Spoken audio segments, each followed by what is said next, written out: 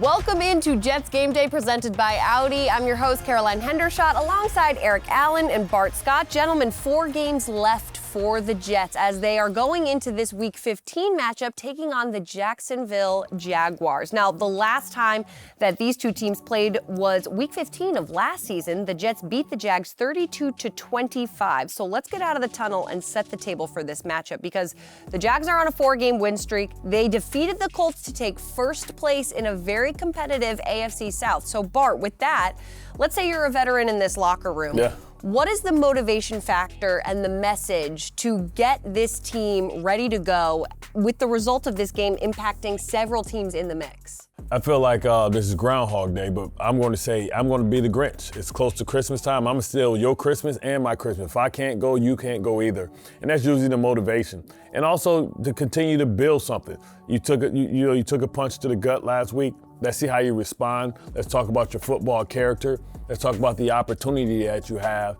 Because if you beat a team that's good, then they let you know that you match up. And it's about being able to kind of stack those bricks and build a foundation to build on for next season. EA, on that note, how important is this final stretch, not only for the momentum, but just also for the personnel and the roster going forward? Well, first off, I want to address something. This guy is not a Grinch at all. Listen, you came here with a smile on your face today. You look quite festive with the red. But for the Jets, they hit a roadblock against the Miami Dolphins. You're playing elite special teams, but the offense and defense have to be better here starting against Jacksonville. Over the course of the next 4 games, you are playing 3 teams that are likely to be in the postseason, and the Jaguars, the Bills, and the New England Patriots. Those teams have a combined record of 29-10. As you mentioned, Caroline, this Jacksonville team is surging. They've won 4 consecutive games, and they have their eyes on that AFC South title. All right, so let's get into our top storylines presented by HCL Tech. Bart, what is your top storyline as we head into Week 15? It's going to be how does this defense rebound back from a poor performance against the run. ATN, explosive running back, they're doing a great job in their pulls and their front side pulls and how they block certain fronts. The Jets are going to have to step up because this is a run game that can embarrass you. And ETN is a home run hitter, and he's playing a lot better under this new regime. He was kind of buried on the bench before. I feel like he has a rebirth. Him and Trevor Lawrence, former college teammates, they have a lot of chemistry. I think he's there because of Trevor Lawrence. And I think he's one of these dual threat guys. Every week, it's not going to be a break. The Jets are going to have to, stop the run and be physical at the point of attack. Yeah, what about you? It has to be the quarterback position for the Jets because you started this week with both Tyrod Taylor, the veteran quarterback who started last week against Miami, and Justin Fields, who started this season for you, injured. Brady Cook, an undrafted free agent from Missouri, came on and played against the Dolphins. So you don't have continuity at that position. You're also playing without your top target on the outside in Garrett Wilson. You have a pair of newcomers in John Mechie and Adonai Mitchell who can continue to get familiar with the offense. And this week, you play against a Jacksonville defense that's been feasting on opponents in terms of takeaways. 5 over the course of the last 2 games, 23 in all, tied for second in the National Football League. Yeah, like you just mentioned, a lot of moving parts on this offensive side of the ball. So we'll have to see how they right the ship this week. All right, don't go anywhere because coming up on Jets Game Day, we have an exclusive one-on-one interview with head coach Aaron Glenn. Top Storylines is presented by the official digital transformation partner of the New York Jets, HCL Tech, supercharging progress. Jets Game Day is presented by Audi. Visit your tri-state Audi dealer to get behind the wheel of yours today, or visit AudiOffers.com for more information. Believe it, man! Believe it! To the 50, finds a crease at the 40, to the Falcons 30. That's what we need! That's what we need! You gotta believe! You gotta believe! You gotta believe! Time to finish! Go! Ooh, boom! Man, storm always coming. On the outside, they'll just see, but on the inside, ready to go. Okay. You know what I'm saying? Wow. Let's be gritty now, be gritty. 2, 3, come here. I like the celebration, but form down, get ready to go play again, all right? Hey, defense, keep that level of play out. Keep that level of play out, man. Time to turn our up right now. Let's go score. Let's go score. Attack! Attack! Attack! Attack! T, let's go make the ass pay right here. Catch. I see you, Mark Hughes!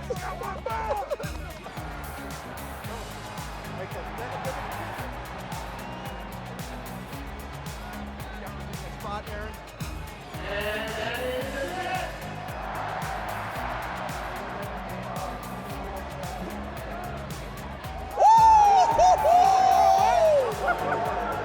There's the snap. The kick is on the way. It's a long drive towards the uprights. Nick Folk puts it through. Throughout the National Football League, what changes once the calendar hits December? Man, obviously for certain teams, the weather and being able to play in this type of weather. That's why you have to have a unique brand, right? Playing in this northeast type of weather, knowing it's going to be cold, knowing you have snow, knowing you could have rain. That you want to have a certain play style that's conducive to playing in this type of weather. So I think a number of teams that you see that really advances in this month really show themselves and really show exactly how they've been building their team from training camp until now. So, and we've been trying to do the same thing. It's just the fact of going out each week and try to improve your game so you can be good this month. Is that something you and Darren talked about at the onset in terms of construction of this roster, that, hey, listen, ultimately we want teams coming here playing meaningful games in December and January. We know the weather could be pretty bad at times. Absolutely. And once you get to a point to where you're consistently winning, those are things you always think about, because now you start thinking home field advantage and being able to play at your place and forcing teams to come and have to deal with the issues that as far as the weather and all that stuff. So that's definitely a conversation that we have. Do you look at this as an opportunity ahead for your young team? Because over the course of the next 4 games, you're going to play 3 teams that are likely to be in the postseason. They have a combined record of 29-10 when you're talking about Jacksonville this week. Then, of course, Buffalo and New England. It's outstanding for us. Outstanding for some of our young guys. Outstanding to continue to see exactly where we're at and how we're trying to grow. I understand that we had a bump in the road last week, but you look at the games before that, I thought our guys were trending in the right direction. That's the NFL. And listen, you try to do everything you can not to have those bumps in the road, but it happened to us. The thing we have to do, we have to eat it. We have to move on, improve this week, and see exactly how we're going to play against this team of Jacksonville. How do you handle the roadblock personally? Because you are such an intense guy. And when your team doesn't meet your standard, what's the reaction? Well, let me say this: it's not just my standard; it's our standard. So the players know, that they didn't play up to par, and we didn't coach up to par, and we look at that as going hand in hand. So I think everybody looks at that as, as competitors, that, man, we want to make sure that we don't let that happen again. So this is going to be a critical week on how we go about and make sure that, man, we don't disrespect the game like we did last week, coaching and playing. Let me ask you about special teams.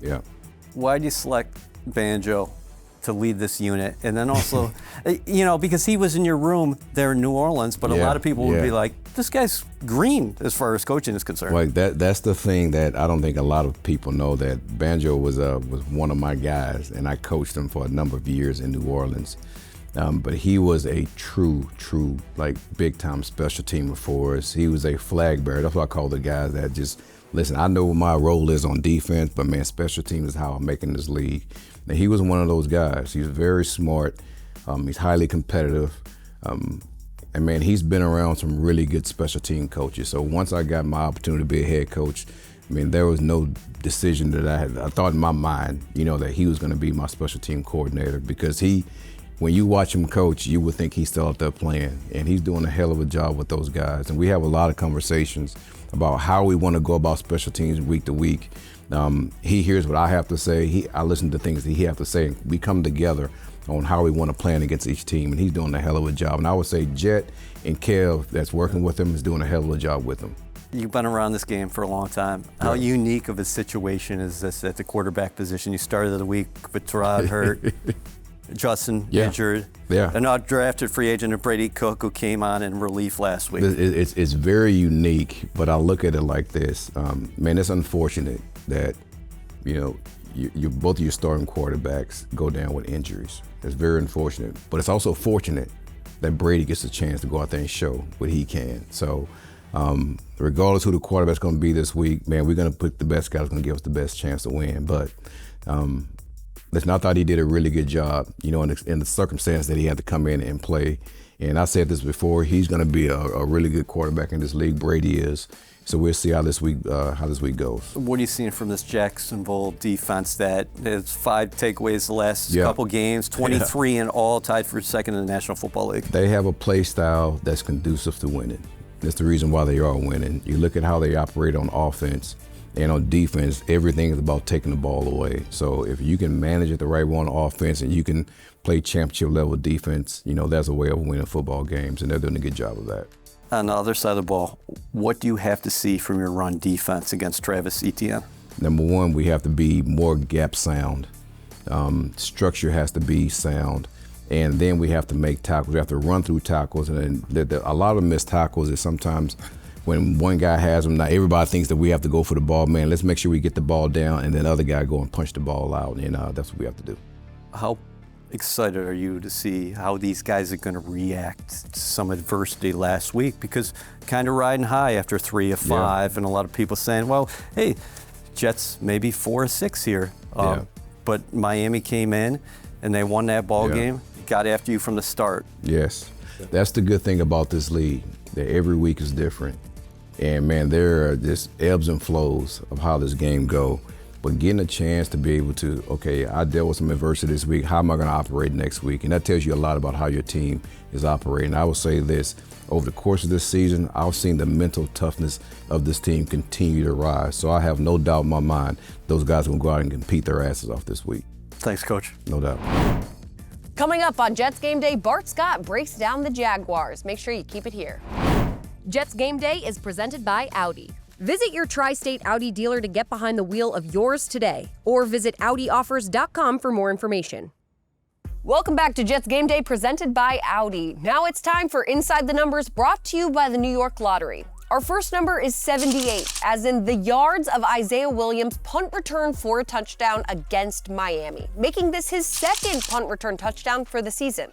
With that punt return touchdown, the Jets are among 4 teams with taking at least 2 punt returns to the house, and one of 3 teams to have both a kick return and punt return touchdown on the season. What a year for first-year special teams coordinator Chris Banjo and his unit. Jets fans, your lucky numbers for the week are 78, 2, 4, 3, and 1. Now it's time for a film breakdown presented by Moody's. Bart, what do you have for us this week? So Jacksonville can be very creative in their run game. Here we have a condensed split here, condensed split here. These are just blockers for support. These guys are told to go to the safeties. And what they understand is with Y off here, that means that the defense is setting an anticipating motion.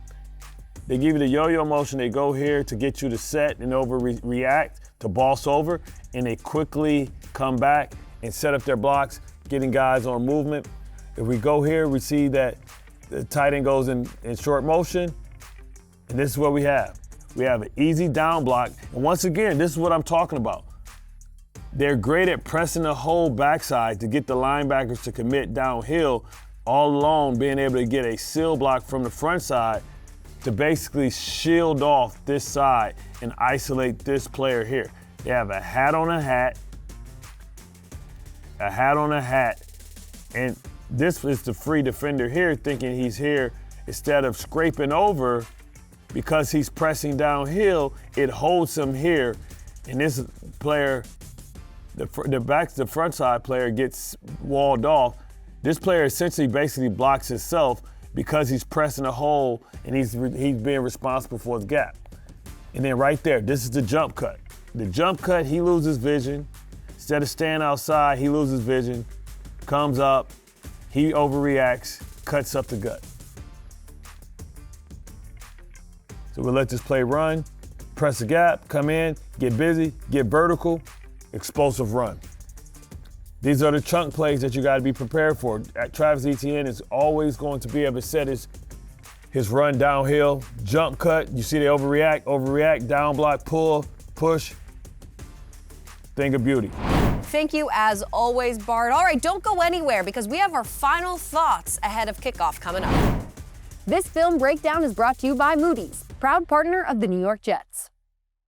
Get 100% verified tickets to every upcoming game at Ticketmaster, the official ticket marketplace of the Jets and the NFL. A lot of learning experiences for sure on Sunday. Some good stuff, some stuff I need to clean up. Specifically, that end of half sticks out to me. We need to take points there. That's one thing, I took away from that. We need to take points at the end of half, but also some great flashes, some great things from the O-line up front, the receivers, the running backs, myself, and we need to build on it. I thought he came in, and once he's kind of settled down, I thought he came in and was poised.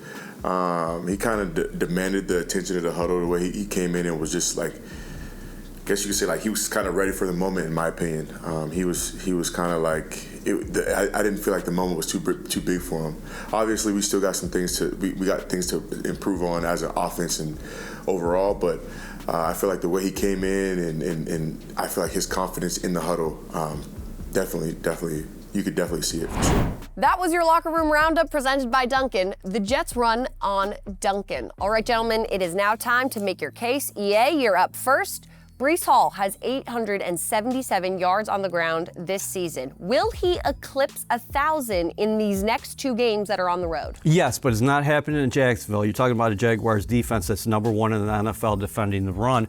But when I look ahead to that game against the Saints are allowing 130 yards per game on the ground. Breece Hall averaging 67.5 yards per game overall. Still on pace for more than 1,100 yards. I think he eclipses 1,000 for the first time in his career down there in New Orleans. Okay, Bart, what is the key for this Jets defense stopping the Jaguars' offensive attack, and who should their main focus be? I mean, for me, it has to be Travis Etienne. He's a guy that makes everything work. It allows Trevor Lawrence to work off the play action. They have to, listen, they're going to change the math. They're going to have front side pullers. They're going to have backside pullers. They're going to have shifts and motions. It's something that the Jets struggle with. They're going to have to make sure that you're not exchanging 1 for 1 because they'll change the math on you. So when that puller comes, you have to climb for depth, hit them thick on the pull, but inside, get penetration and make the run have to bubble to give our linebackers who are fast the opportunity to scrape over the top. You can't allow them to split the defense. They do a lot of down and around, so to speak, blocking concept. They're a gap running scheme, not a zone running scheme, which means physicality. Step on the train tracks when the train is coming through, you'll be just fine. Okay, EA, let's get into our final thoughts. You're up first. You have the floor. The Jets got to find their brand of football against Jacksonville. Listen, they still are 3-3 over the course of their last 6 games. You got to correct those mistakes from Miami and move on against this Jacksonville team. You got to match their physicality because the Jaguars are coming out. They are going to be a desperate ball club at home. And the Jets have to start faster. You can't come out of the gates and get behind by 2 or 3 scores in the first quarter.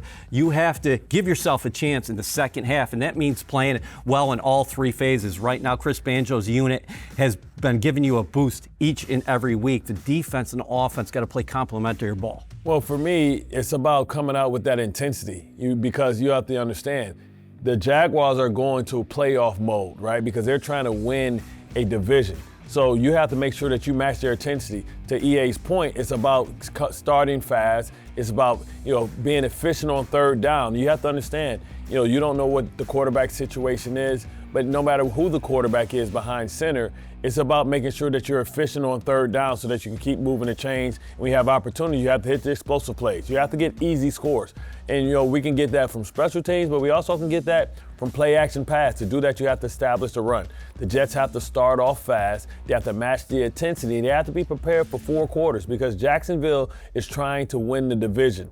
So they're going to have that intensity at home in front of their home crowd. You got to match that intensity, that level. When you get to December football, it's a lot different than November because guys see what they want and it's right in their grasp. Right, and it's not how you start, it is how you finish, not just the game, but also the season. So let's see how these Jets can finish out this season strong. Thanks everybody so much for watching Jets Game Day. The Jets will still be on the road next week when they take on the New Orleans Saints, and we'll see you ahead of kickoff then.